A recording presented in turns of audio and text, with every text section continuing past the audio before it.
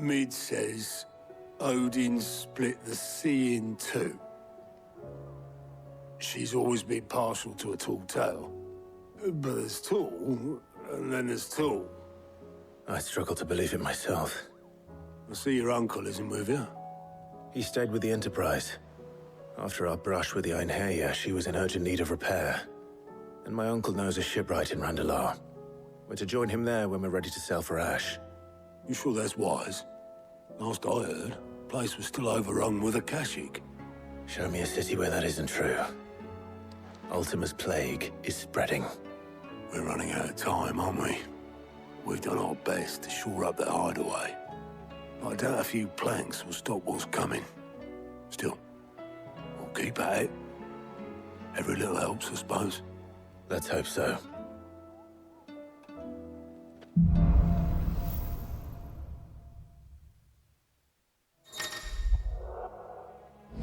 I should visit Joshua. Assuming Talia will allow it.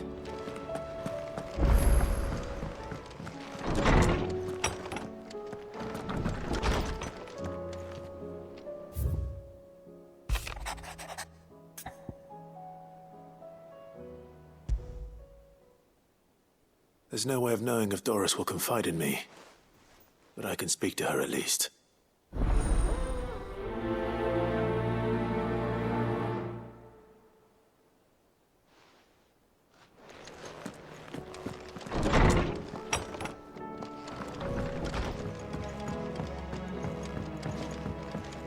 How was she? With Canva in the hands of Akashic. Ah, Sid. Just the man I was hoping to see. Did you have a mo? Don't tell me. You need more bomb ash. Oh no, we still got plenty of that left. I'm working on bringing another one of the Chief's designs to life. This time, it's a new smelter. It's got a reverberatory hood over the top for additional thermo amplification and a system of reciprocal recirculatory regenerators that let's just say it gets very blimmin' hot. A heck of a lot hotter than anything Blackthorn's got in his forge, that's for certain. Only mithril engines get hotter, and you can't chuck ore in one of them and get metal out the other end. Trouble is, we won't be able to make out of any old rubbish neither. We need the good stuff. And I hear you once helped Helena get her hands on exactly that. Any chance you could help me too? If it's for the good of the hideaway, I'd be happy to. Oh, it is. I promise you. So, what exactly is this good stuff you need me to find? We've got a couple of examples here. Spherical echoes, we call them. More fallen materials. So this smelter is similar to the mithril engine in more ways than one. That's right. They're a bit like the thermal helms. Fallen ceramics deal with heat like nothing else, see? And what's more, they're directional, transferring heat from the inside to the outside. But these things, they're all outside. If we line the hood with them, they'll reflect the heat right back into the furnace. We've collected as many as we can, and I know where we can get the rest. Trouble is, they're all watched over by their bigger, uglier cousins. So you want me to visit some ruins, destroy some echoes, and bring back the spheres they're guarding? That's it in a nutshell, yeah. We're only 3 short, mind, and we know exactly where they are. There's one up Amber Way, in that ruin that they call Lost Plume, and another in the Silent South, over in Dalmekia. Last one is in the ruins of Advent, which is in the Empire. All right then. Wish me luck. Will do. I'll be keeping all my fingers and toes crossed.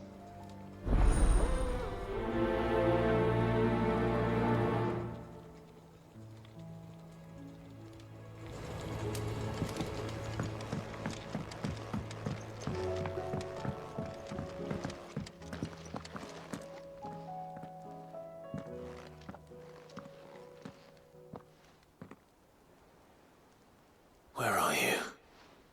Can I help you, Sid? I'm looking for Doris. Is she here? I'm afraid not. She's at Martha's Rest on a job. My job, actually. When she heard what the mission was, she insisted on going herself. Alone. Did she? What was the mission? Following up on some new information. Once they'd settled in, the bearers you helped liberate in the Dragon's Eyrie were keen to talk about their imprisonment. And about their captor. The slaver Cole's team were tracking when they were attacked by the Beastmen. I'll go and find her. She's at Martha's Rest, you say? If she's not moved on already, yes. I hope everything's all right.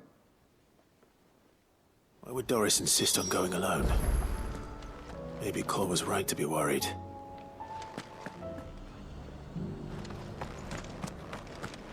Doris should be somewhere nearby. Assuming she's still here.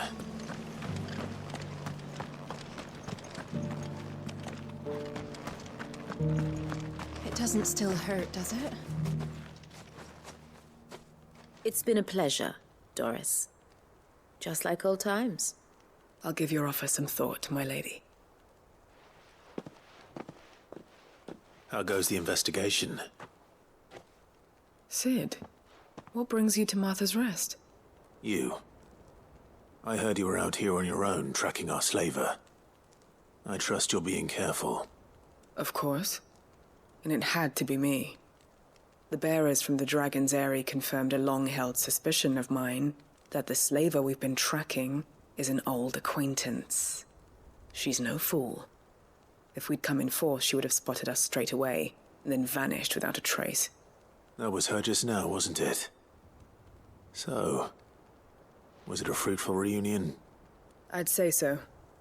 She tried to recruit me. Seems her time in Rosaria is coming to an end. She's abducted bearers from across the region and is looking to smuggle them back into Sambrek. After her brush with those beastmen on the road to Northreach, she hired herself an Imperial escort, which she wants me to join. She's dangerous, Sid, but I think I can stop her. Then I'm going with you. I'll take care of the escort. You can see the bearers to safety. Where are they? The Baum Archers, soon to break camp. You go on ahead. I'll follow once I've sent word back to the hideaway.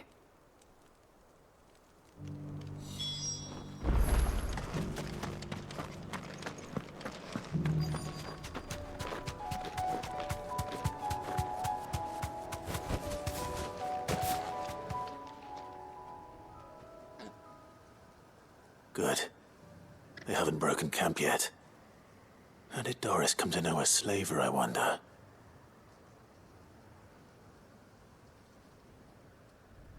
We've waited long enough. She's not coming. Ready the bearers. We're leaving. Back to civilization, is it, Mom? With all haste. Lest any of you lackwits start talking like these feckless bumpkins. I presume your men are ready. We've suffered too many delays as it is. Any more and I'll be docking your pay. Yes, Mom. Oh, but before you go, it appears we have company. Kill him. You're welcome to try.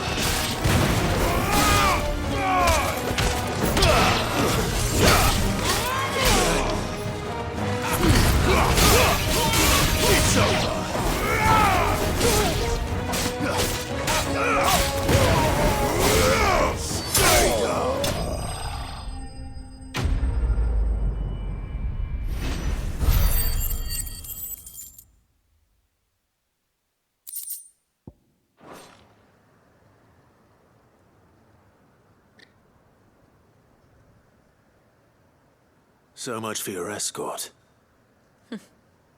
You'll forgive me for not avenging my men. I'm not the swordswoman I used to be. I surrender. Do with me as you wish, Sid the Outlaw. Sid! Ah, Doris. I take it you're not here to rescue me from our brooding renegade? You know, I always wondered where you'd vanished to. But casting your lot with this criminal of all people. Better fighting for a cause than killing for coin. I'm sorry, Sid. I should have told you sooner.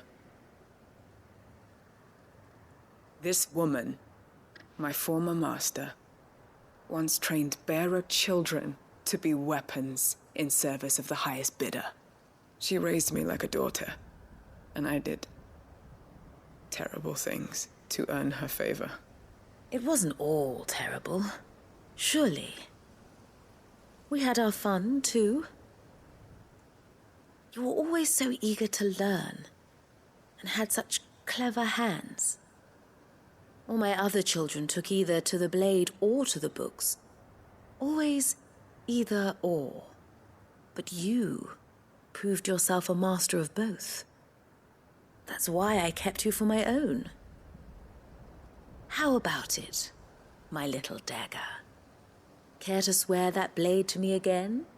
I never swore my blade to you, nor will I ever. I fight for a higher cause, to liberate the bearers of this world.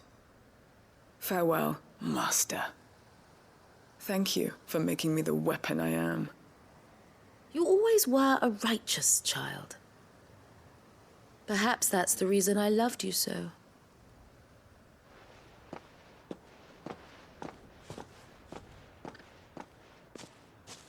What do you want to do with her? I am not the killer she wanted me to be. Not anymore. And she no longer has friends in high places. The Dame does, though. Her connections at the Imperial Court will see that justice is done. All right. If you're certain. I am. And thank you for everything. Now, I better let these bearers know that they're safe.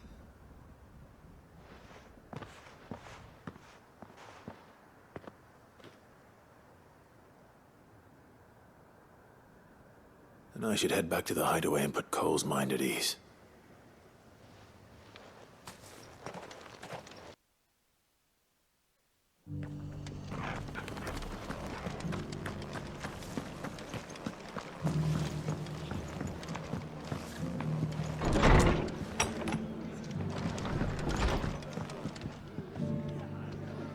Ah, Clive, I was just about to send for you. I'd like you to take something to Sir Wade up in Eastpool.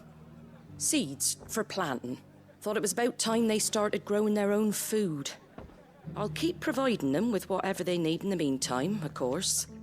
But if Eastpool's going to survive, it's got to be able to fend for itself. As have those poor bearers. They've lived their whole lives in servitude, but now they're their own masters. Small wonder they ain't got the foggiest how to provide for themselves. So it's up to us to teach them. And if you're wondering why you, well, the Wagoneers taking supplies up that way have been coming back with more and more reports of Akashic around the village of late. Sir Wade's putting a brave face on it, but I think even he's starting to worry. And if he's likely to share those concerns with anyone, it's you. All right. Thanks. Wouldn't ask if I didn't have to. There. That should be enough to keep him in Gazal Greens for a few years at least. Gazal Greens. Not the most mouth-watering crop, I'll admit. But they're hardy, they grow fast, and they fill a hole. Better that than something that'll wither away at first frost. And chocobos love 'em too, which is no small thing. When I say all of us need to pull together to get Eastpool back on its feet, I mean all of us. They ain't exactly succulent, but cook 'em right and they're just about bearable. I'll take your word for it. Anyway, Sir Wade'll know what to do with them. And if he don't, well, I'll go up there and show him myself. I'm sure you will.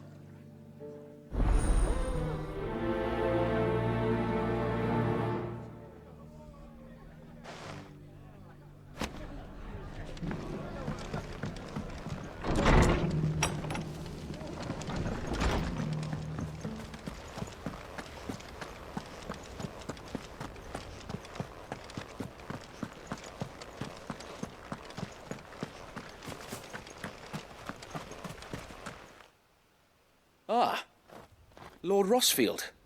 What brings you to Eastpool? A delivery from Martha.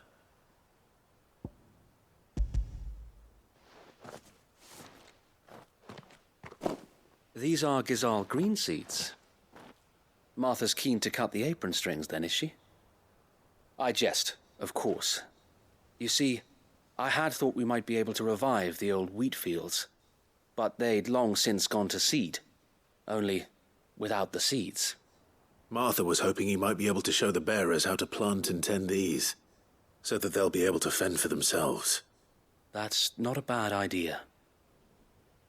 These bearers had only recently escaped their bonds before we brought them here. They know little of freedom, of providing for themselves and their loved ones. Unless we teach them how to live like free men, I fear that all we have achieved in bringing them here is to exchange one master for another. Not that myself and the Guardians have been the best example to them so far, subsisting almost entirely on Martha's charity as we do. It's about time we all started to provide for ourselves, bearers and Guardians alike. Unfortunately, we've been a little too busy of late to focus on much besides bolstering our defenses. There have been alarming reports of... The Horde is closing in. They're coming, so wait, all of them. Damn it all, I thought we'd have more time. Gather the men in the square. Send to the rest for reinforcements. Yes, Sir Wade. The Horde. A Kashek, a veritable legion of them. They've been seen prowling around the northern reaches for a while now. We don't have the numbers to hold back a swarm that size.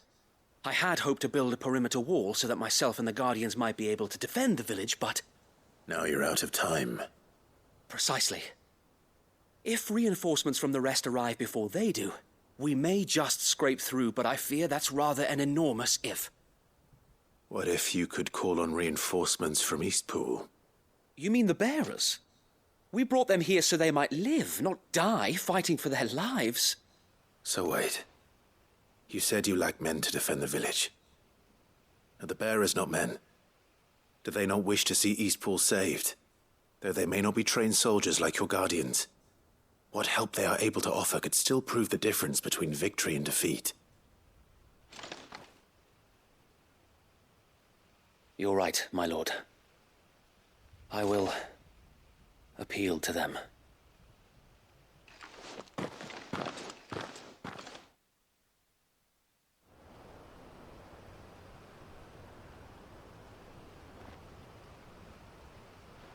My friends, I humbly beg your aid.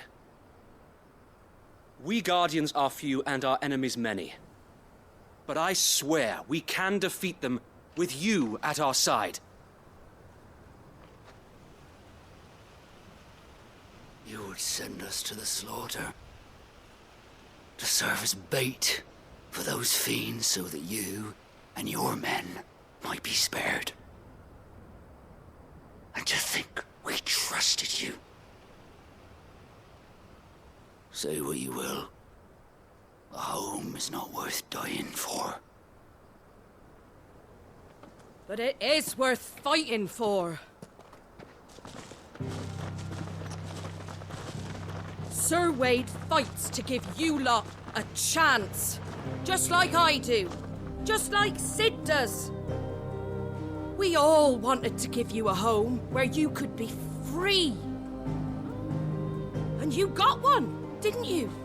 This place, Eastpool. This is your village. Your home. And if you don't fight to protect what's yours, you'll lose it. You know I'm right. This world wants to take everything from you. Everything. Your homes, your freedom, your very lives.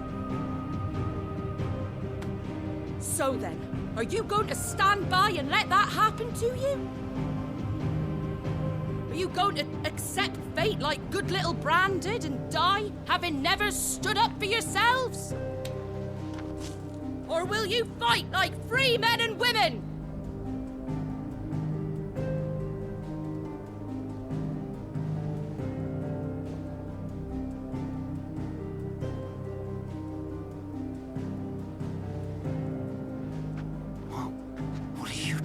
right.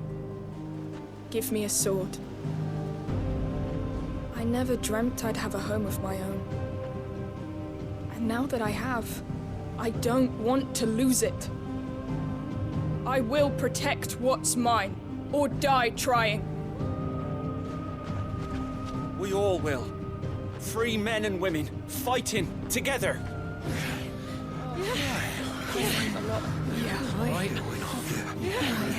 For Eastpool! For Eastpool!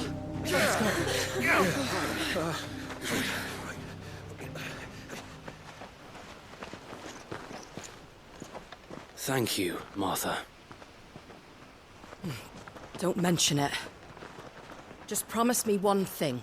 That you'll show them how freeborn fight. Gladly.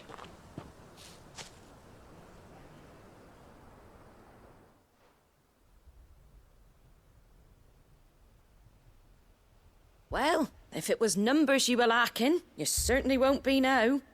Thanks to you. Me? Oh, I just love the sound of my own voice. Lord Rossfield, my lady, we're ready. So what's the plan of action?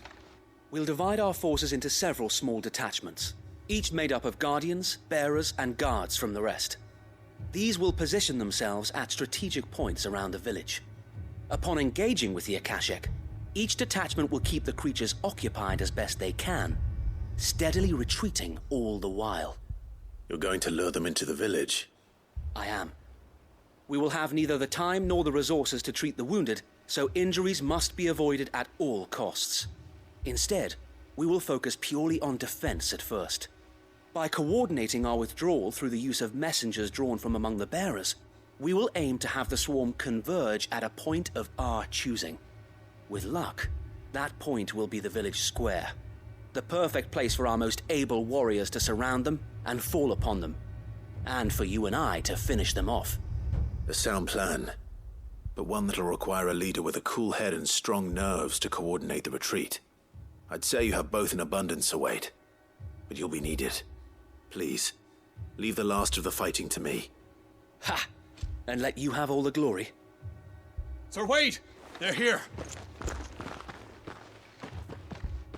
Then you know what you must do.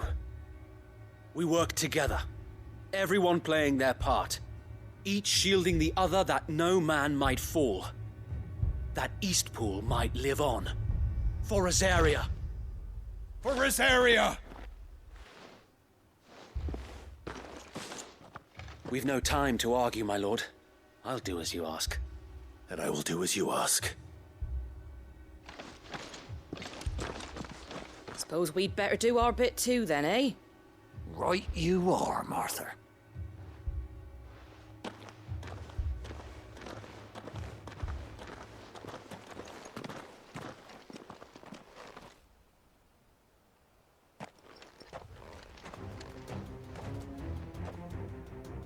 The calm before the storm.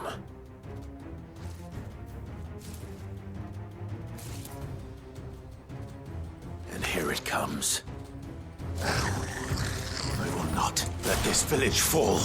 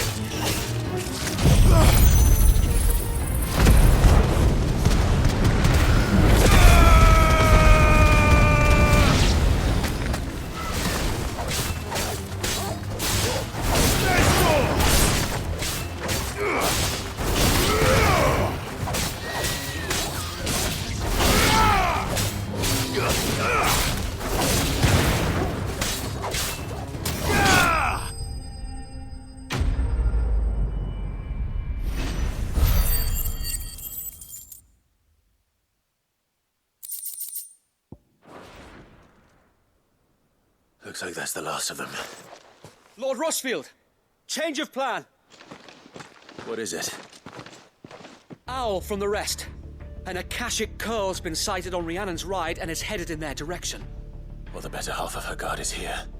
So wait, how many Akashic remain in East Pool? Hard to say. My men are still facing some resistance, but I think the worst is behind us. I could order a detachment or two to fall back and... No. Let them finish the job. You stay here too, Sir Wade. Your men need you. I'll go after the Curl. Join me only when East Pool is won. If you're sure, my lord. May the Founder protect you.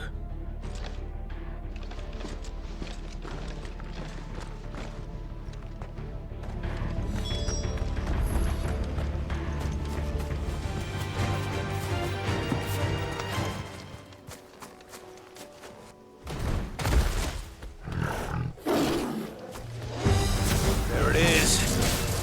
With me, Torgal.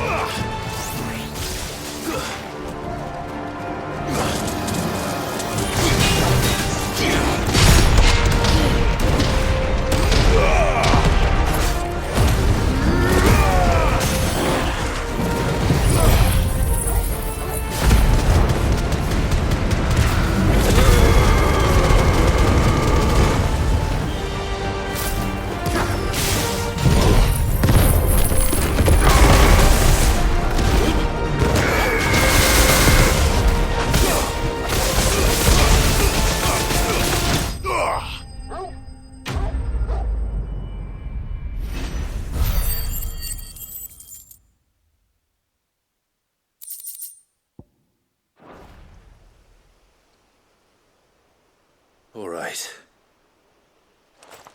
Back to East Pool.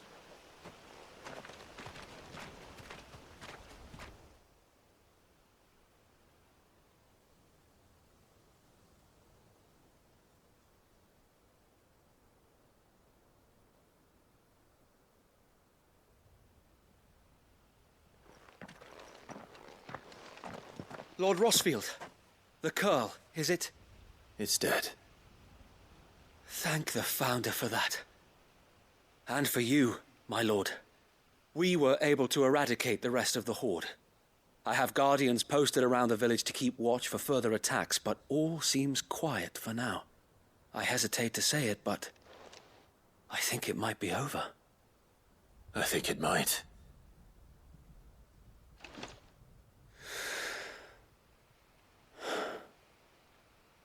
We did it. We saved Eastpool. Thank you, my friends. Thank you. No, Sir Wade. It's us who should be thanking you. You brought us together. Showed us what it means to fight for what you hold dear. We never had nothing to call our own before. We didn't know what it meant to protect it, but now we do. We really do. Forgive us, Sir Wade. You and your people saved us, and still we doubted you. But there's no doubt in my mind anymore. We're free men now, so we have to start acting like it. We have to fight to protect what's ours, to protect Eastpool. And we shall. We all shall. Together. This is our home. And if anyone or anything tries to take it away, they'll have us to answer to. Come on then. Let's get to work. This village isn't gonna rebuild itself.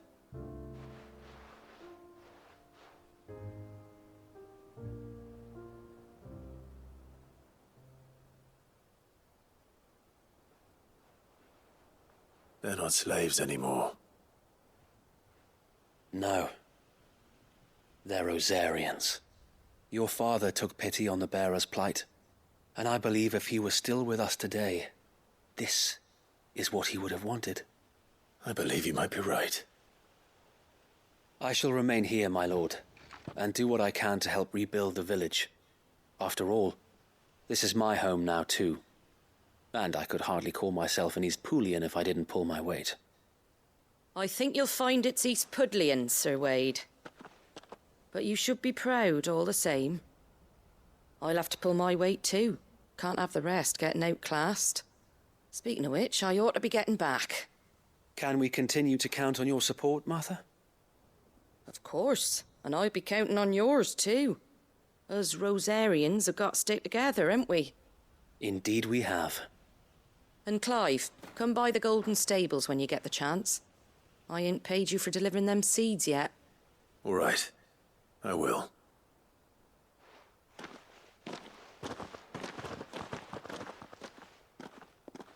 Lord Rossfield, do you remember our very first mission together? Clearing the goblins from the Stillwind Marshes? How could I forget?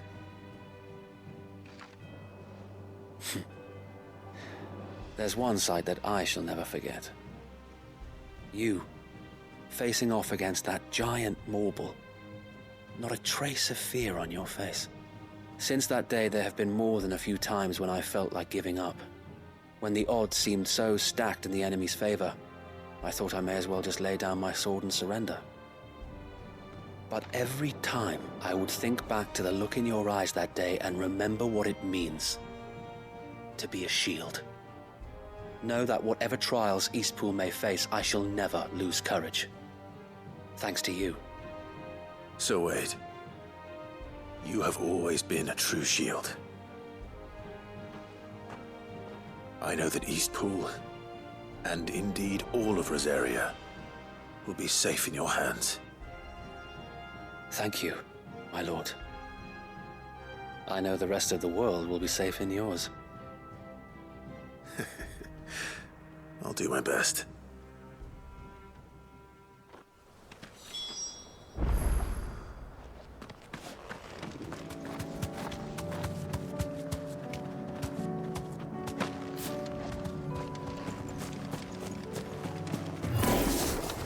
I'll need to deal with these ones first.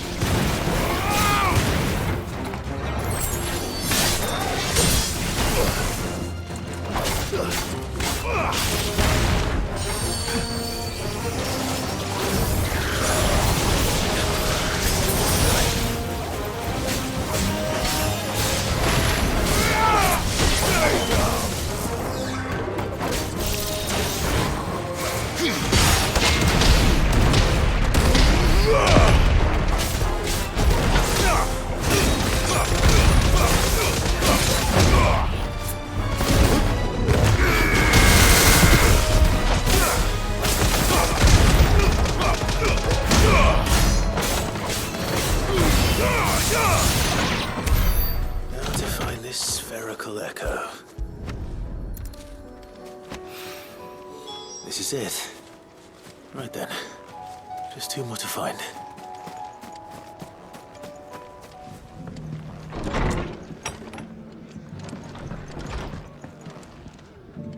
The hero returns.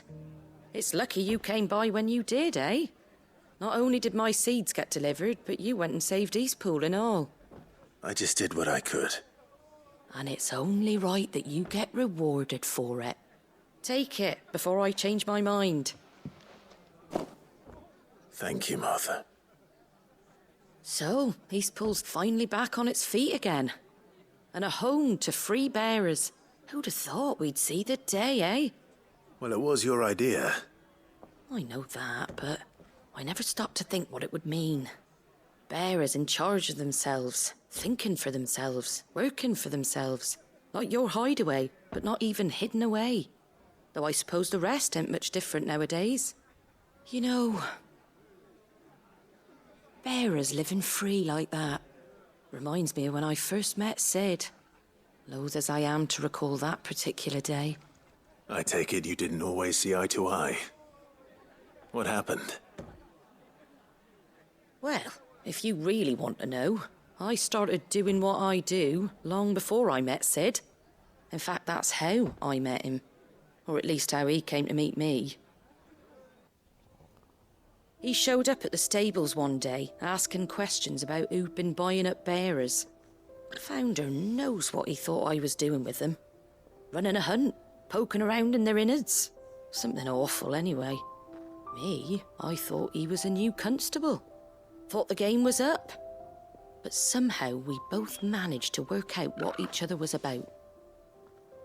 And before I knew it, the cheeky arse was rattling on at me about how I was doing it all wrong. After all my hard work. Told me I was giving them relief, but not freedom. That my bearers were still dying as slaves. Got right under my skin, it did. Told him if he didn't like it, he could bugger off and report me to the garrison. And do you know what he did? He smiled. And then he laughed. And then I did the same. We made a pact that day, that whenever one of us was in need, the other would always be there for him. And you were? Well, we both wanted the same thing. To make life better for bearers. Just like your dad.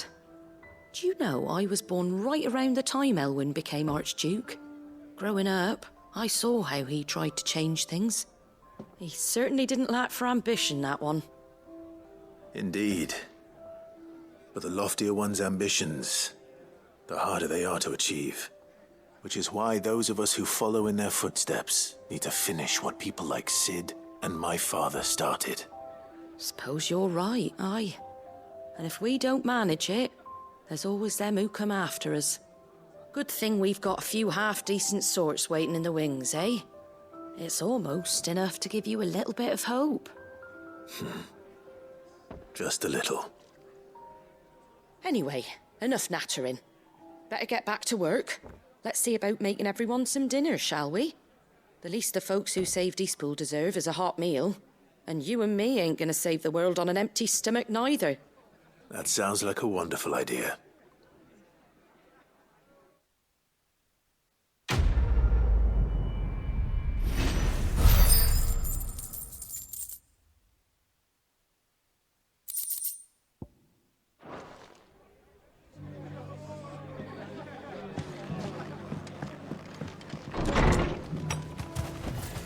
Be safe.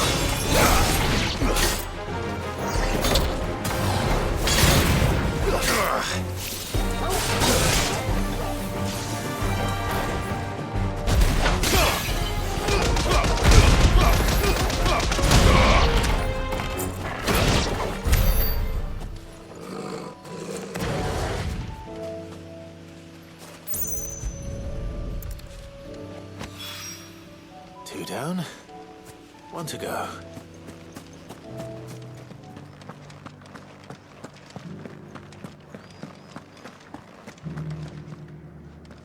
Oh, Clive.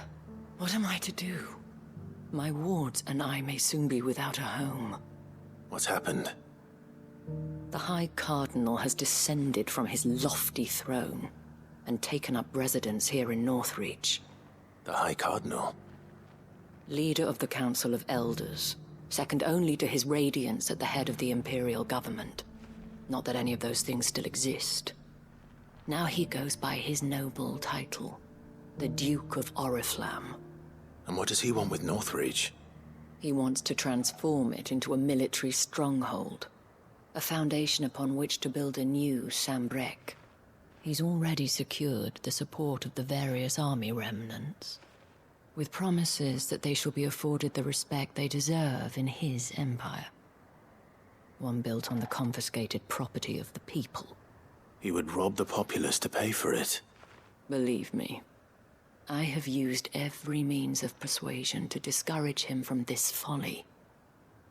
But for whatever reason, he will not listen to me. What does Captain Philippe make of this?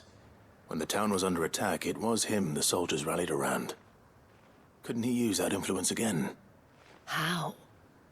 By speaking out against one of the most powerful men in Sambrec. A man whose stated aim is to revive the empire Philippe's comrades swore to serve, and to improve the soldiers' lot within it. The captain can offer them a regular supply of gruel, and an occasional trip to the Vale to help them forget the terrors they face each day. The Duke offers them a vision of strength and safety. No. Any attempt to incite mutiny would cost Philippe the support of his men, if it did not cost him his life. But given the mood around town, mutiny may yet be unavoidable. The people have little appetite for further deprivation, least of all when it serves only to elevate others. Who could blame them? Clive, would you appeal to the Duke on my behalf? For your services to Northreach, you have the respect of the soldiers, and they will take you to His Eminence if you ask them. And unlike Philippe, no bonds of loyalty prevent you from speaking your mind to the man. Well, will you try? You could hardly fare any worse than I did. I'll see what I can do. Thank you, Clive. Tell me then, where will I find this Duke of Oriflamme? In the garrison? Overseeing the troops, yes. All right. Wish me luck.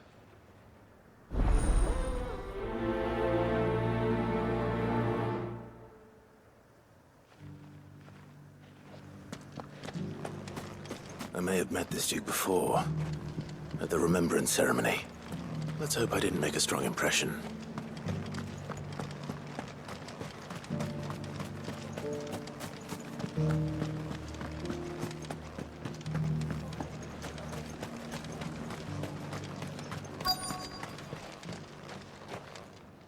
Halt! Oh, sorry about that. You're the dame's man, aren't you? You got some business with the captain? No, actually. With the Duke. I was hoping I might be able to speak with him. We're under orders not to let any civilians pass. But you should be all right. His Eminence has heard all about you and your heroics. Wait here. I'll go and ask.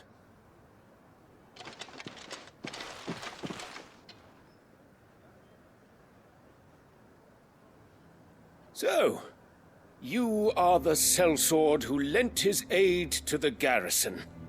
The Empire owes you a debt, and I shall see it repaid. But tell me, is it wealth that you seek, or favor? Neither, Your Eminence. I thought only to inquire about your plan to turn Northreach into a stronghold. Ah, I see.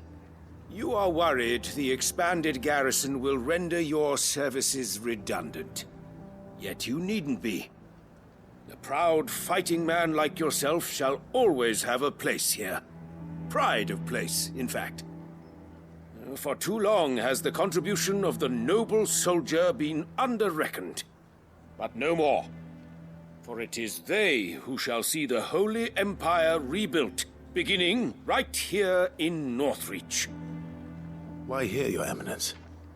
The town has been fortunate enough to escape largely unscathed from the recent troubles. Her defenses are sound, and her garrison well prepared. Which is more than can be said for Oriflamme or Twinside. The Empire wants for a capital, and I believe Northreach to be the perfect place. With Caer Norvent as her citadel. Once we have seen to the refortification of both the town and the castle, we need only build a wall around both to create a city that would be the envy of the twins. Plans are already underway for the construction. Soon enough, these thralls shall learn that they are no match for the might of Sanbreque.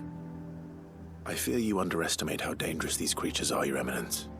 Should they return in force, you will need all the people of Northreach to come together in defense of the town. Something they may be loath to do if they've been deprived of their worldly goods. The people will do as their leaders command. If Sanbreque is to be rebuilt, she will require a functioning government. One whose authority is beyond question. That is why this levy is necessary, so that any man who wishes to join the army might do so and be fed, outfitted, and paid as befits a defender of the Empire. And yet there are those who persist in peddling the treasonous lie that I seek to steal from the people and drive them from their homes. I suspect they're afraid of losing what little they have left. Precisely. The common folk have little and less, and you mean to deprive them of even that. You would sow the seeds of your new empire in your own salted earth. Sabine, we have discussed this. Yes, and I told you then how putting the empire before her citizens would lead only to revolt. Without an empire, there are no citizens. And in yours, there will be only beggars. Is that what Griga wills for her people? Do not take her name in vain, Sabine. I'll come back later. The citizens revolt. I wonder what the people really think of the Duke's plan. It wouldn't hurt to ask them, I suppose. Let's begin with those on the other side of the wall.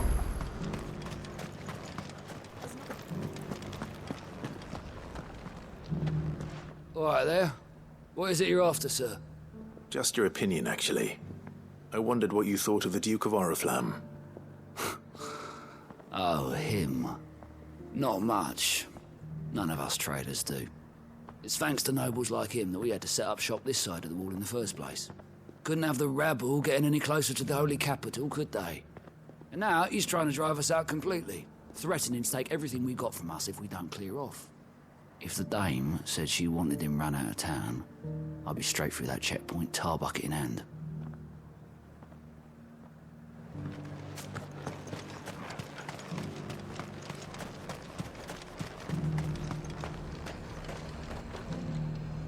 I've been hearing a lot of talk about a certain Duke. Nothing good, I'll wager. Going around acting like he owns the place.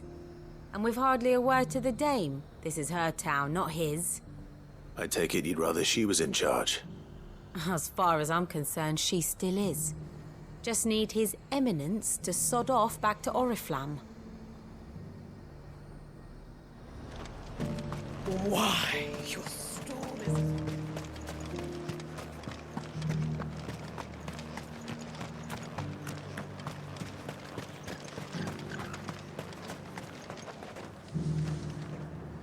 A question, if you don't mind.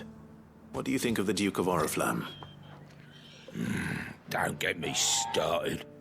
You build a life for yourself somewhere, only for some noble to turn up and tell you you've got to hand it all over to him. If he thinks his name and his chains give him the right to empty our purses, he's in for a rude awakening. We'll do whatever it takes to keep what's ours. Whatever it takes.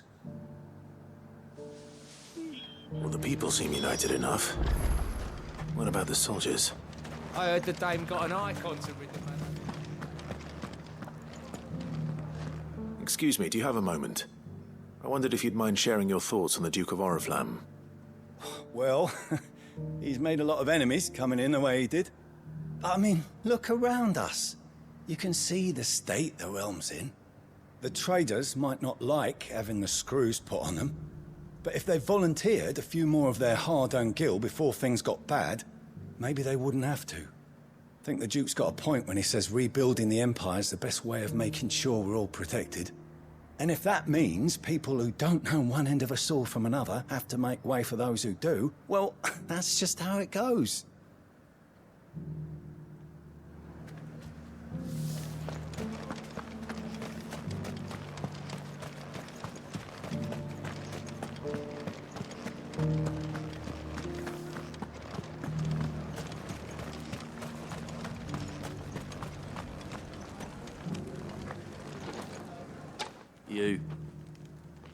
You're the one who was talking to His Eminence. On the Dame's behalf, yes. I was trying to persuade him not to take the people's goodwill for granted, but it seems my words fell on deaf ears. What do you think of his plans? I'm a soldier, mate. He tells me what to do, not the other way round. Listen, I've got nothing but respect for the Dame, but I've got a family to look after. That's where my loyalties lie, not with the town or the Empire, but with my wife and children. If the Duke can get us cement and the equipment we need to fight off those blue-skinned bastards, I don't care how he does it. I left everything. As long as you remain, the veil... Sabine, you are embarrassing me. You're embarrassing yourself. I hear the Duke of Oriflamme plans to turn this town into some sort of fortress. Do you think that's a good idea? It's not for me to say. All I know is that unless the Emperor orders me otherwise, His Eminence's word is law. Look, no one likes all these taxes and tariffs, but empires don't come for free. Once Sanbreque is back on her feet, we'll all reap the benefits. Let's see what Philippe makes of all this.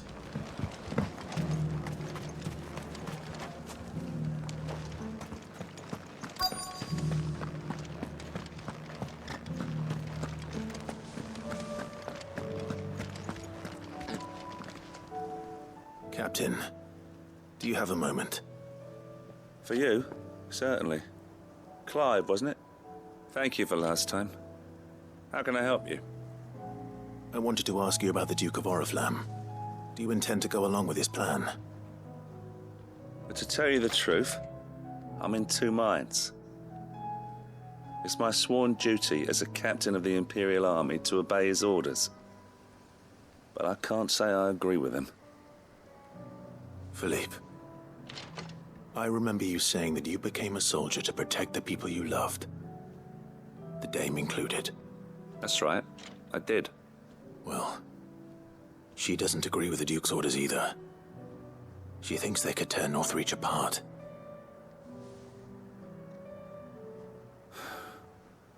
And she's probably right. Thank you, Clive. I know what I need to do now. Protecting the people I love is what matters. Doesn't matter how. Well, duty calls, so I better go. Thanks again.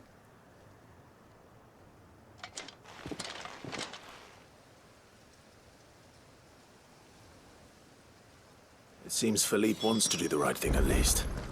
I expect Isabel will be pleased to hear that, if nothing else.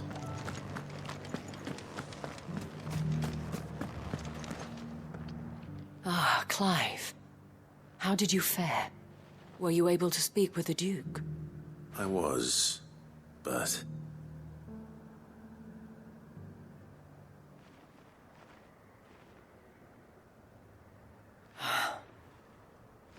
So Northreach is to be a fortress after all. Well, it will certainly help to hold back the thralls. There's no denying that. Though I doubt it will come as much consolation to the townspeople whose worldly goods are confiscated to pay for it.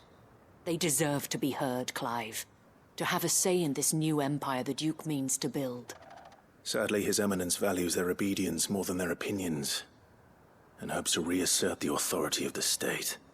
I fear he sees the people as mere pawns on his chessboard to be sacrificed for the greater good. Needless to say, they themselves are of a different opinion, and would rather their destinies were in your hands. The soldiers, meanwhile, are content to follow their orders. And not just because of the Duke's rank, but because of his vision. I thought as much. Had I sworn to protect Sanbreque, I dare say I too would want nothing more than to see it rise from the ashes. Thank you for trying. But the battle is lost. I don't know about that.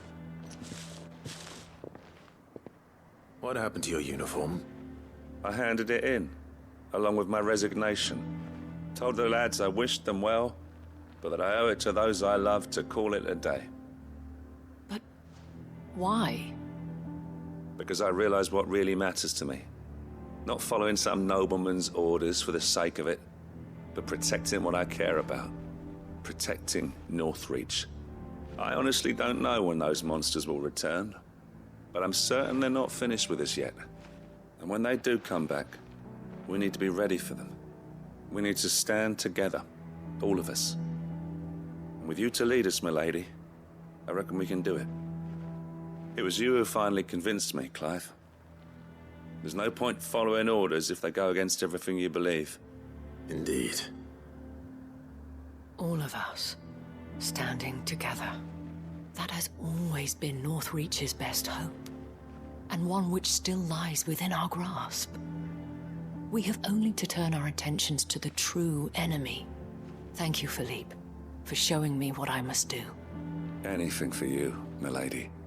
Speaking of standing together, would you mind if I borrowed a few of the lads from the Vale to help keep watch around the town? I fear His Eminence has loftier tasks in mind for the guard. Not at all. Be my guest. Wouldn't be the first time.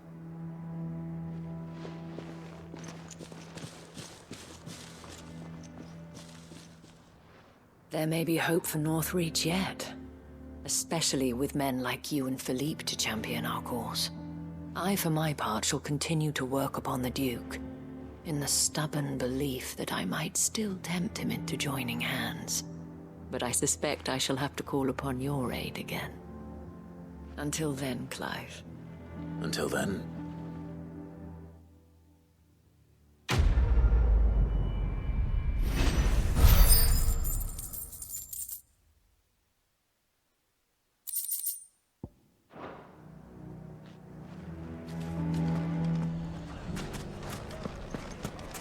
Take that, you naughty thief!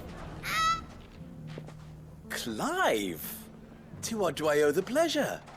I just wanted to see how the town's been faring since you brought everyone together. Since we brought everyone together, all is absolutely wonderful. Conrad and Natalie's hands remain safely away from each other's throats, and firmly at the helm. Our stores are full, and the bandits still too disorganized to raid them. Just as the good Lady Jane and Lord Underhill intended. Are you a lord? Lubor's going to be one too. They're going to make him the Lord of Dalimil, because of how he stopped all the grown-ups from fighting. It's the mayor of Dalimil, dear child, and the vote hasn't taken place just yet. But if the people wish me to lead them, I shall. And my first act will be to build a school so that menaces like you two learn not to interrupt your elders. Speaking of menaces, there may be a rather worrying one just over the horizon. May there indeed. I'm afraid the example Conrad and Natalie set in putting aside their differences and presenting a united front might have caught the bandits' attention. And they might have elected to take a similar approach. They have formed what one could call a League of Outlaws, and they grow more organized by the day. But we'll fight them all off just like last time, no matter how many of them there are. Won't we, Lubor? Of course we will. If we continue to work together, we can overcome any challenge we choose to face. The longer we avoid facing this one, the more difficult it will be, until the only way to overcome it might be to run for the hills. Our best hope is to nip these efforts at organization in the bud, by finding those ne'er-do-wells who have yet to join the cause, and ensuring that they never do. Perhaps a certain Lord Underhill might be willing to lend us his aid once more? How could I refuse? Thank you, my lord. Victor will fill you in on the particulars. I have him stationed by the desert gate, receiving and collating reports from my scouts. Such an amenable soul. He reminds me of you. I'll go and speak with him.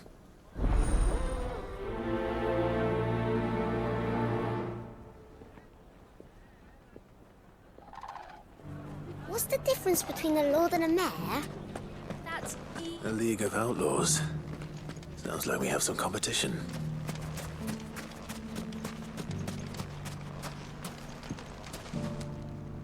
Still in Dalimil, Victor? Ah, Sid. I thought you'd have returned to Cosnis by now. I did. Then I came back. I've developed something of a fondness for the place. And having worked so hard to see it saved from one fate, it would seem remiss to abandon it to another. A sentiment Master Lubor certainly isn't shy about exploiting. Hence my doing his bidding yet again.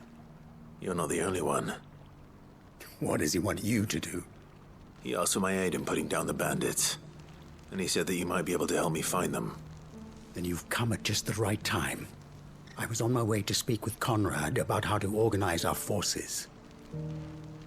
There are more camps in the vicinity than we can safely strike at once. But we must strike together, and we must strike soon at as many camps as we can. We can't give this league of theirs time to rally its forces. All right. Which camp shall I take? There's one upriver. Just out there, across the dunes. Leave it with me.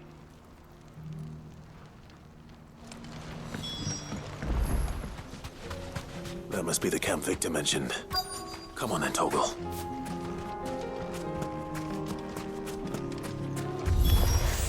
That's him! The one who killed Locke and Fingers!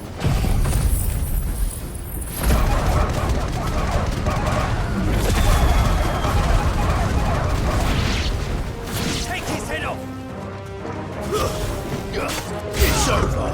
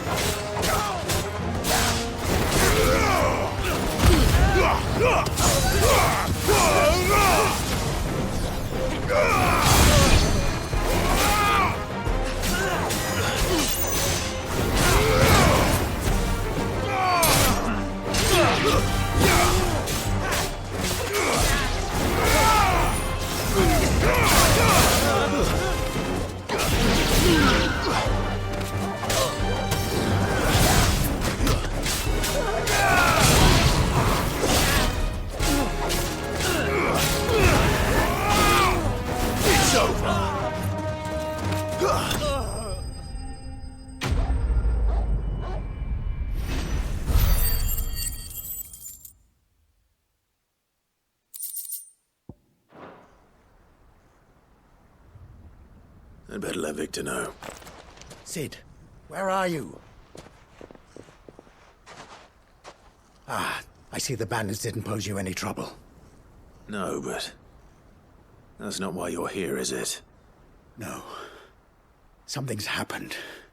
We need you back in Dalimil. What is it? The whole town's in uproar. They're saying that Lubor is a bearer. What? Seems that one of our parties wasn't as thorough as they should have been. They let one of the bandits escape, and his escape route took him right through Dalimil. Some of the children spotted him, and he was about to silence them. And when Lubor felled him with a bolt of magic, and without a crystal. But that's not possible. It is, if he's a bearer and has been hiding it all these years, which is what people are saying. If he has, well, I wouldn't blame him. No man is branded by choice. Still, all those people see is a man who's lied to them all his life. One who was made a leader of himself when the world believed he should have been a slave. Fuck. I don't know where we go from here, but I know one thing. Lubor needs all the friends he can get right now. You're right.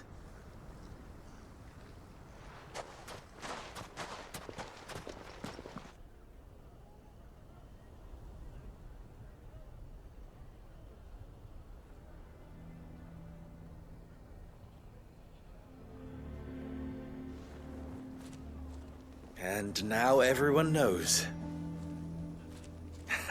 I made it a habit to keep a crystal close at hand for just such an occasion. And when that occasion arose, I forgot to reach for it. Well, it was bound to come out sooner or later. We're sorry, Lubor. We tried to keep running, but we just couldn't anymore. There's nothing to be sorry for. I rather enjoyed playing the hero for once. All that matters to me is that you two are safe. Look at him talking to his betters like it's nothing. All lies, I'll wager. Just like the ones he fed us all these years. Once people make up their minds, it's hard to change them. We need to do something, and quickly. Convince the people not to let their prejudices blind them. Convince them that nothing has changed. That their enemy lies outside these walls, not within them. You're right. We should speak to everyone. I'm glad you agree. I'll handle the townsfolk. I'm a Dalmec born and bred. They listen to me. You head to the tavern. Make Conrad and Natalie remember who Lubor really is. They know that Lubor and I are friends. I might not make for the most impartial of interlocutors. Lord Underhill of Randalar's League of Merchants, however, is a trusted and impartial mediator of note. I'll do what I can.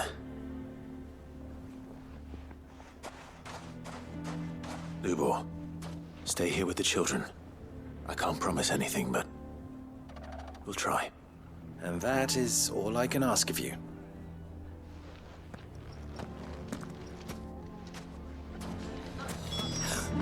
Why are you taking the bearers? Why do they always have to make such a fuss outside? He knew all along that he was playing us for food.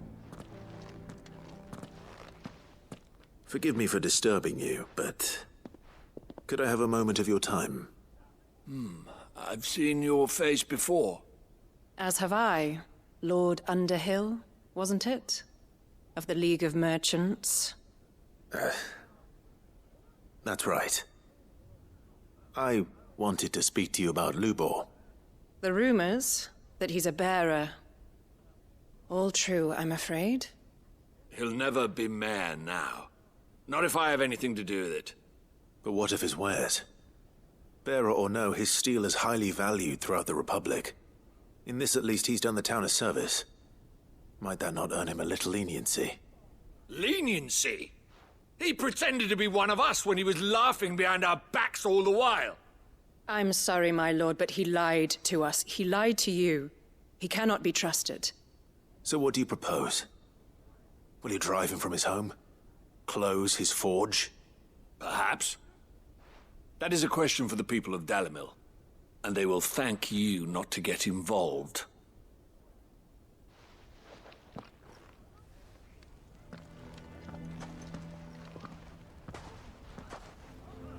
The townsfolk have made their minds up.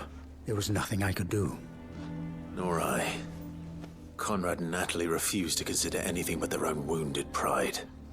You never know. Once their anger is cooled, they might see things differently. For now, we should report back to Lubor. All right.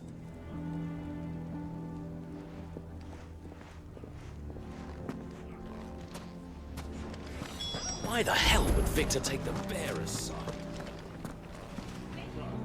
I assume the situation is hopeless? There's still hope.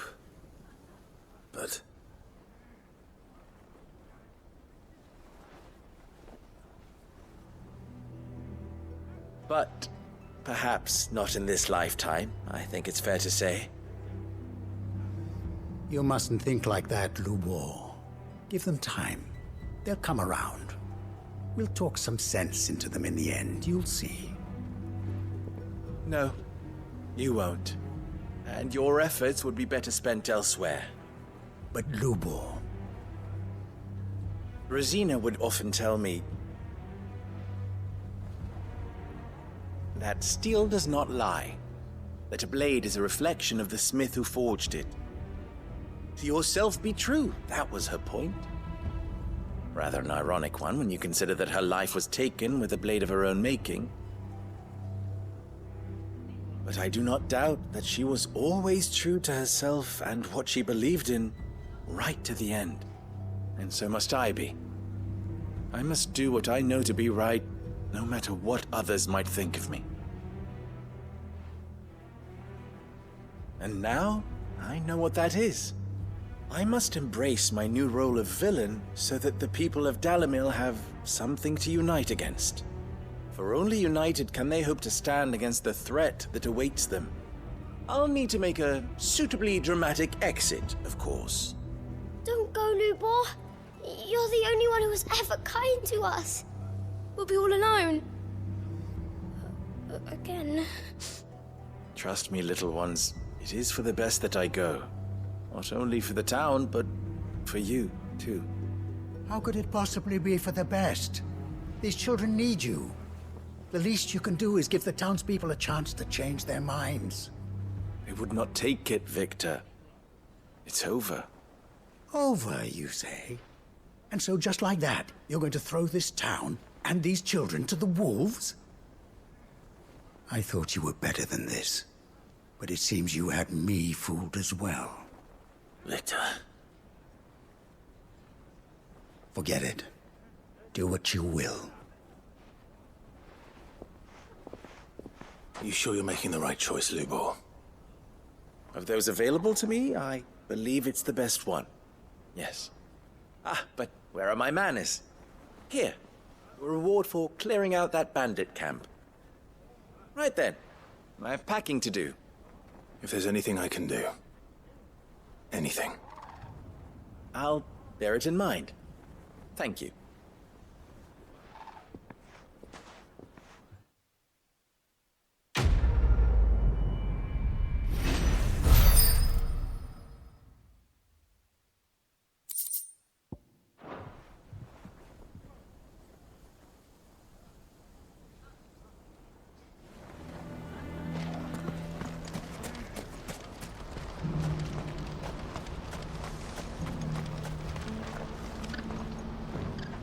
Ah, Clive.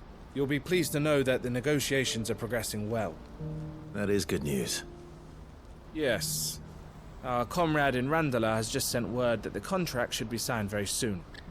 But I still have much and more to prepare. It's a huge undertaking moving this many bearers at once. You couldn't do me a quick favor, could you?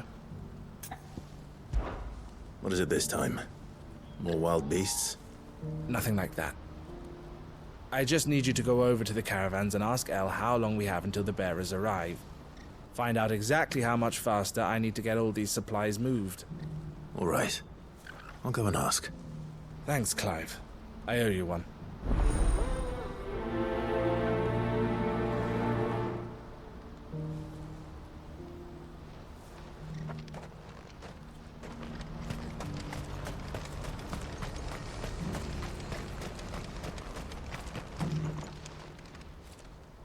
Don't blame yourself, El.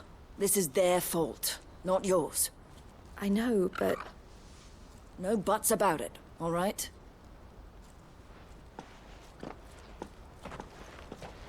Is something wrong? Vonnie came to give me a message from our intermediary. The talks with the Republican army have fallen through. They've reached an agreement with the Silver Peak Consortium instead.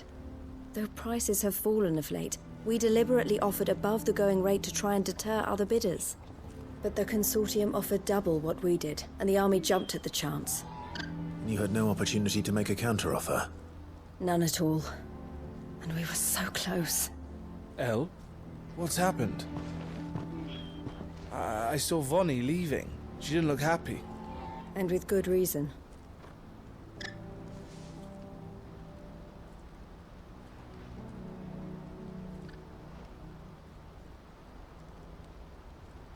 But I thought we were the only ones the Fist were speaking to about the bearers. How did the Consortium even find out about this? It's not so surprising. They have ears all over the Republic. This isn't over. The Consortium will have to sell these bearers eventually, and at the price they paid, buyers will be few and far between. I'm going to Randalar myself. Alone? You sure that's wise? Are you offering to be my bodyguard? How kind. Meet me at the checkpoint near the capital gates. I'll send an owl ahead and request a meeting. You go to Cashlock, Theo, and get everything ready. We've waited far too long as it is. Even if I fail to free these bearers, there will be others. Someone needs to prepare the place and keep any prowling beasts at bay. Oh, and that's me, is it? Well, it looks like I'm following orders till she gets back from meeting the Silver Peak Consortium, who've been doing their best to undermine our scheme. She'll never join them after this, surely. No, she said it herself. She still has plans for Cashlock, even if this one falls through. She means to stay with us, then. I can't say I'm not happy to hear it, but... is this what she really wants?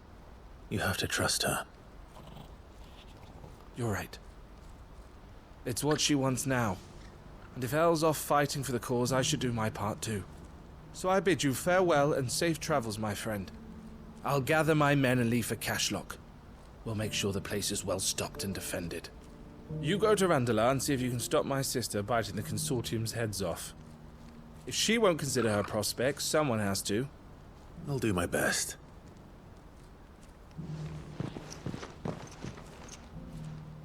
All right. To Randalar, then. And better not keep Eloise waiting. Straight home now. I hope I didn't keep you waiting. Did you arrange to speak with the Consortium? Here they are now. You wish to consult with me? I did. It's about the bearers you recently purchased from the Fist. We had all but finished making arrangements to buy them ourselves, and then you stepped into the fray. You misunderstand. The Consortium had an interest in purchasing them from the very first. It was only our regard for you that kept us from bidding. But your hesitancy in accepting our offer to you suggested that the regard was not mutual. And so we resumed our business. I did not hesitate. I am simply not inclined to make such decisions without first giving them due consideration.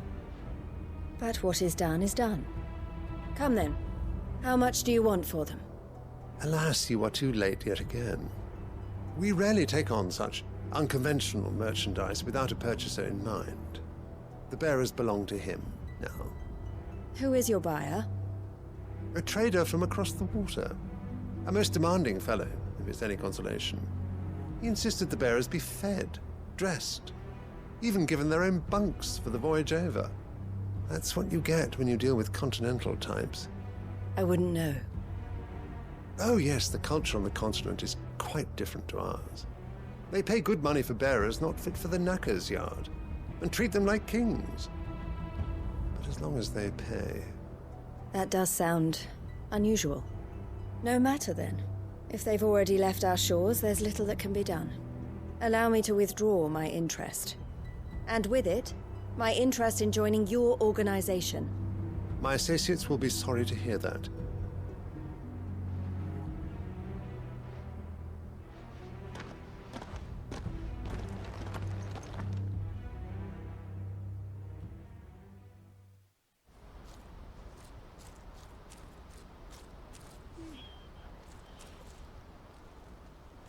I'm sorry you weren't able to save them. As am I. But I only have myself to blame. He was right, you see. The Silver Peak Consortium did intend to buy those bearers before I did. Their representative hinted at a possible purchase when he came to recruit me. I feigned interest in joining them in the hope he might be encouraged to tell me more, and he did just that. As soon as he left, I sent my own offer to Randalar. So you never... No. I entertained the Consortium's proposal solely so I could learn more about those bearers. But I was a fool to think they wouldn't find out. I knew exactly who I was dealing with. You tried. I did. And if what he said was true, the bearers are to be well treated. Which is something, at least. But they deserved more. I wanted so badly to see them freed. Eloise! Eloise! Word from Cashlock. The village is under attack. A pack of beasts have come down from the mountains, and there's a dragon at its head. Theo and the others are trying to hold them off as best they can, but the odds are against them. They need help, and fast. Theo! I'll go on ahead. Thank you, Clive. I'll gather some men and join you there. Just... make sure he's safe.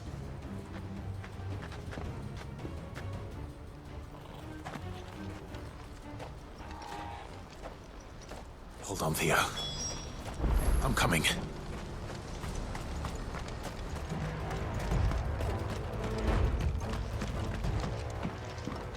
Where's Theodore? Upriver! He led the dragon that way to keep it from the village, but the whole area's flooded with ether. We just have to pray he makes it out in one piece. I can do better than that. Torgal, with me.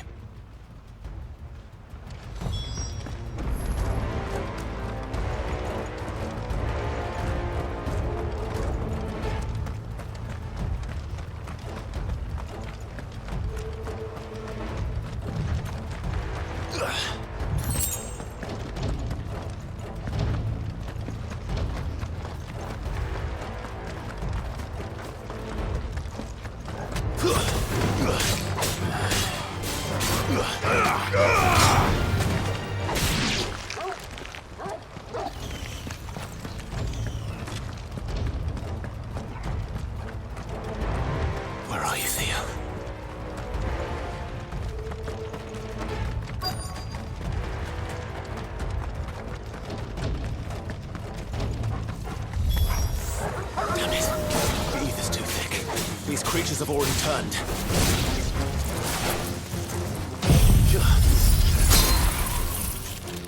Farewell!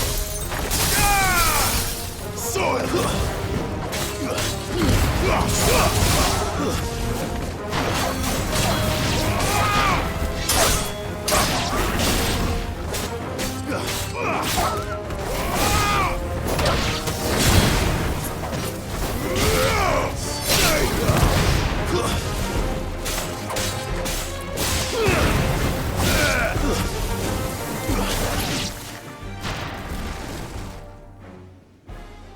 I can't waste any more time.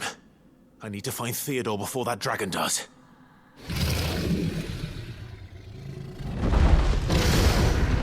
Looks like it's found me. This thing's turned as well. This isn't going to be easy.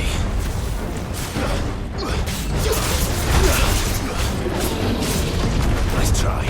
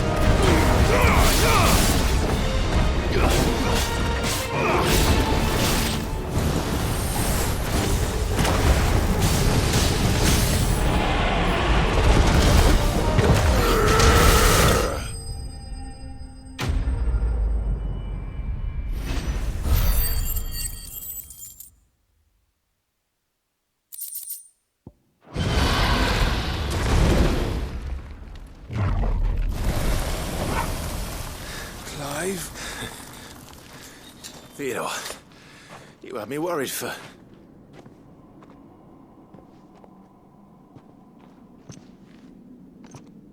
We have to get you out of here.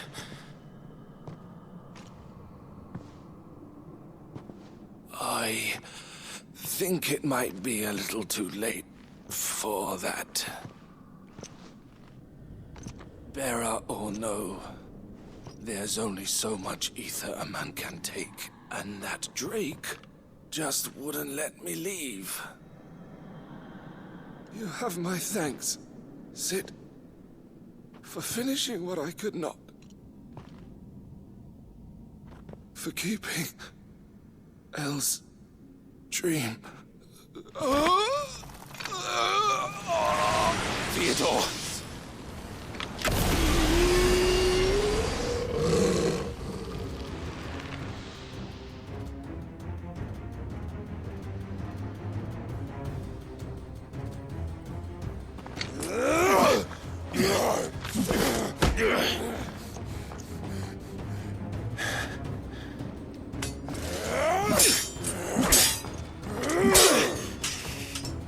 Don't make me do this. Stop it, Theo! Stop! Stay back, Eloise! He's turned. And so will you!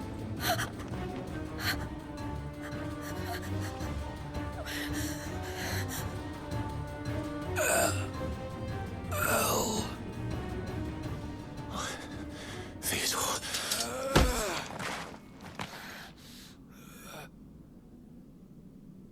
Take care of my sister. Theodore, wait. Goodbye, Elle.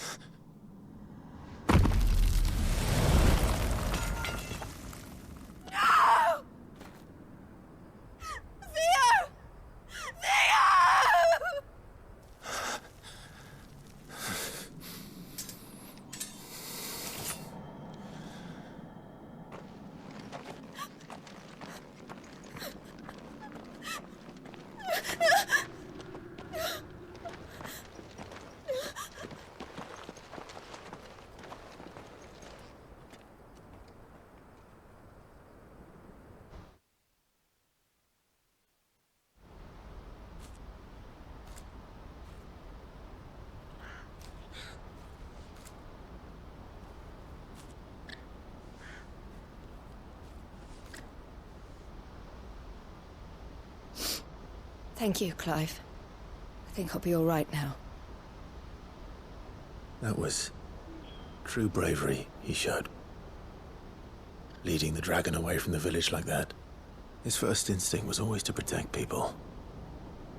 To put others' well-being before his own.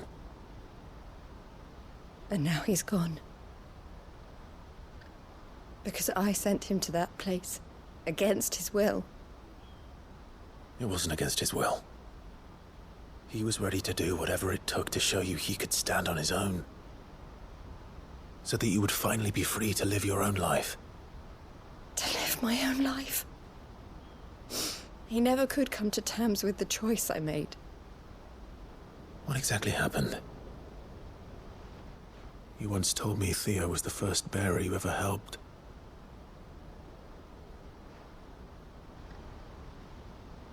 We grew up in Canva. We were born to one of the great trading houses. And I was chosen to inherit the family business. I had my father's head for figures, you see. Theo did not. While I studied the art of commerce, he played at soldiers instead. A late bloomer, in more ways than one. For unlike most bearers, it wasn't until his 15th summer that his powers awakened. My parents tried to drive him out of the house and into the care of the constables. But before they could, I took him into mine. Theo told me something else. He clearly admired your devotion to the cause of freeing others like him from slavery. But he said you deserved a better life than this. He wanted to free you from what he called your bonds, just as you freed him from his. I would be lying if I said I had not wondered from time to time how much easier my life might have been if I had allowed Theo to be taken and devoted myself to the family business instead.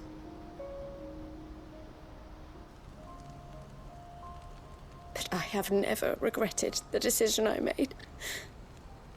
Being with my brother meant more to me than tradition or reputation.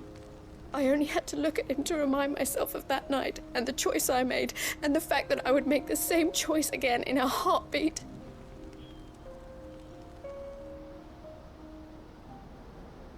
He was never a burden. How could he even think that? If anything, I was the one who weighed him down. You weren't, Eloise. He said it himself, that he had always been grateful to you for saving him, and that he wanted to repay you by letting you live the life you were denied. Neither you nor Theo weighed each other down. You loved one another. You did whatever was necessary to continue living your lives together, and you always would have. You're right. All I ever wanted, all I ever did, it was so we could be together. Oh, Theo, why did you have to...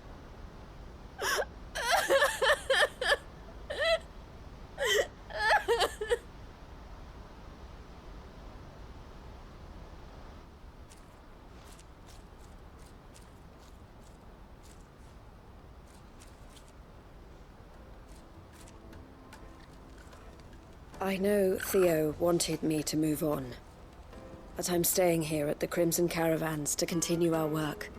We can make a difference here. We can help people, save them. I need nothing more from life than that. So I'll carry on doing what we do, ensuring that goods, people, bearers get where they need to be, bringing smiles to people's faces just like we always have, and to Theo's. Wherever he is. This is the life I have chosen. The life I will always choose. I've made a choice of my own. To continue helping you however I can. Whenever you need it. Thank you, Clive. Let's go on together then. For Theodore.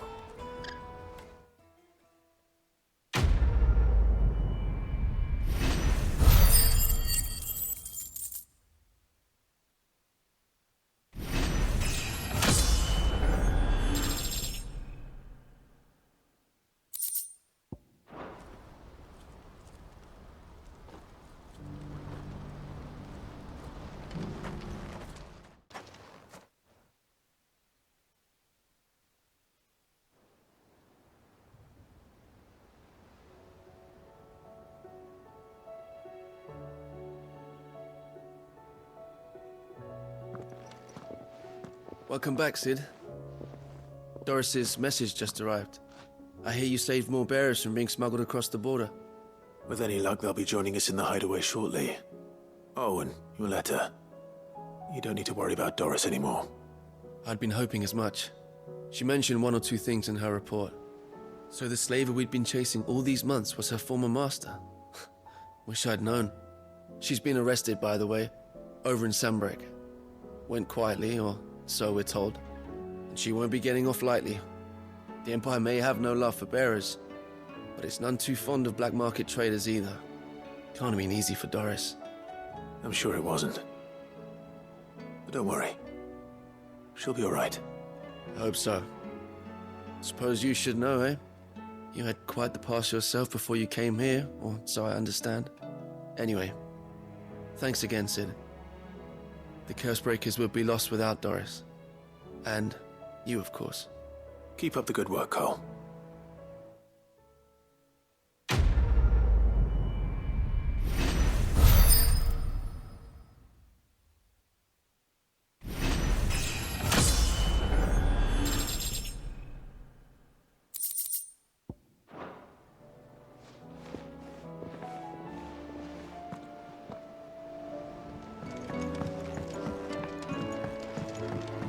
How was she? Ah, Sid. Wasn't expecting you back so soon. So, is it good news or bad? Good, thankfully. Here. Ah, that's brilliant! Thanks a blimmin' million! I'll fit 'em to the smelter right away!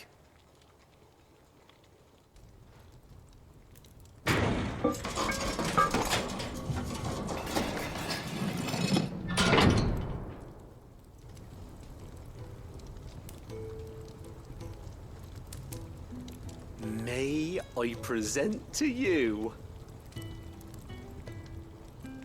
the Telemon Furnace? Ain't bad, is she? She's a beauty. You saved my bacon again, Sid, and I ain't about to let your good deed go unrewarded. It's fine, really. My bag's flexible enough already. Oh, don't say that. I'm sure I can make a few improvements to it yet. You could just buy me a bigger... How about that clasp? Looks a bit stiff. Reckon you could loosen it up and make some more room? And I reckon I know how. With a new alloy we've been working on. The Telemon Furnace was just what we needed to perfect it. It's a metal, see? So it's lovely and strong, but it's also, well, stretchy, if you can believe it. Stretchy metal. Well, if you insist. That is the spirit. You'll love it, I promise.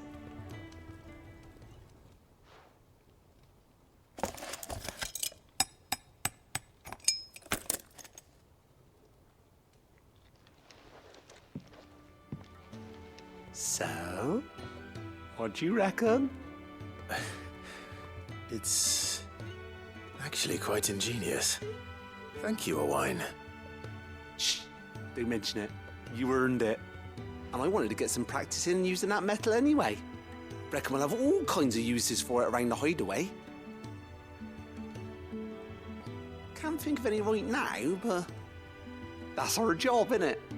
Dreaming up new ways to make life easier around here. Maybe even out there, too. One day, the whole world's gonna know about the inventions you've helped us put together. That bag of yours will be the first of many. You mark my words. They'll hardly believe their eyes, I'm sure.